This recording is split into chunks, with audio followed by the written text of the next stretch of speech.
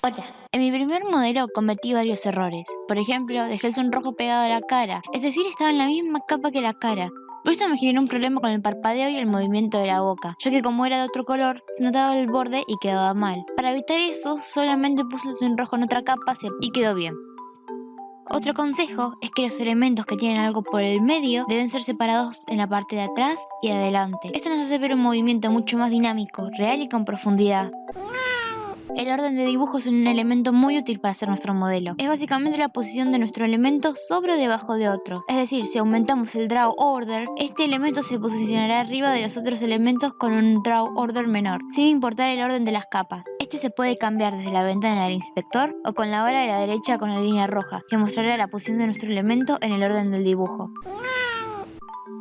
Cuando vemos que los parámetros tienen X, Y y Z, significa la trayectoria del movimiento que realizará. La X es el movimiento horizontal de derecha a izquierda. La Y es el movimiento horizontal, es decir, de arriba a abajo, mientras que la Z es el movimiento en ángulo. Sin embargo, a veces no hay una aclaración de X, Z o Y, que esto significa que es el movimiento individual del elemento, es decir, el movimiento de la pollera, el movimiento del flequillo, el parpadeo. Estas son las excepciones a la regla. Los parámetros pueden combinarse entre sí, aunque solamente dos. Esto nos sirve para tener un mejor control y perspectiva de los movimientos, además de que nos agregan un poquito más de rango. Esto es útil para los ejes X e Y de la cara y el cuerpo. Este funcionará como un parámetro normal, o sea, podemos crear los puntos y grabar el movimiento como siempre. Los nuevos puntos verdes que también se agregan a esta función tienen que tener un movimiento. Sin embargo, hay una función que nos dará un atajo. Tenemos que tener los puntos verticales y horizontales con movimiento grabado. Una vez que cumplamos este requisito, apretaremos desde acá el botón de Synthesize Corners, que nos hará automáticamente el movimiento de las esquinas del parámetro, aunque puede fallar, pero podemos corregirlo manualmente sin problema. Esto me da vergüenza. Ah, Cuando abrimos FaceRig podemos notar que la calidad del modelo es horrible, es asquerosa. Pero yo pensé que era un problema mío. Por eso en el video anterior se ve como para el culo.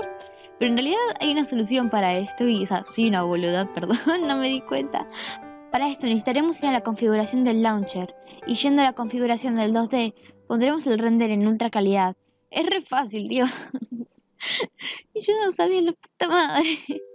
También una vez con tu modelo, este puede estar en una posición que no te guste o puede estar incómoda, pero para eso necesitaremos el Alt y la rueda del mouse. Apretándolos a la misma vez, acercaremos o alejaremos nuestro modelo. También para moverlo donde nosotros queramos, podemos utilizar esta combinación de letras. Aunque cuando lo intenté no me funcionó, pero lo tuve que cambiar la configuración de las teclas y lo tengo seteado para que sea la Q y la Alt que lo muevan en vez de su original. Prueben y si no funciona intenten cambiar la configuración. Tengo también pensado hacer un video solo sobre deformers y las físicas. Pensé incluirlos en este video, pero se me hacía muy pesado. ¡Chao! Alto ahí, capo. Inspección de facha.